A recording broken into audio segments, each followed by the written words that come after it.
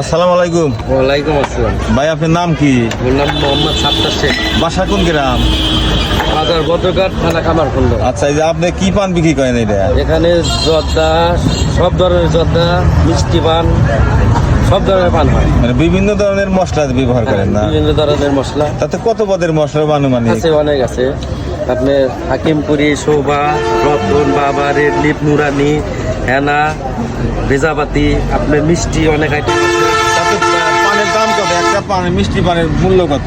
একটা মিষ্টি পানের মূল্য এখন বর্তমান 10 টাকা, আমরা 7 টাকা 8 টাকা এরকম বিক্রি করি। বিক্রি করেন না? কেউ একটা খালি 10 টাকা না? হ্যাঁ, 10 টাকা। তাতে পান কি মানুষ খায় নাকি?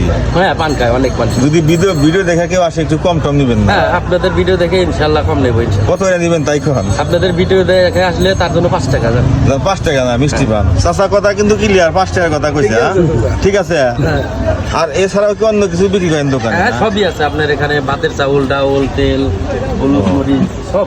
একবারে আপনি এটা এই কি স্টোর কয় ওটা? এই স্টোরের মতো এটা হচ্ছে আপনার দলিল স্টোর।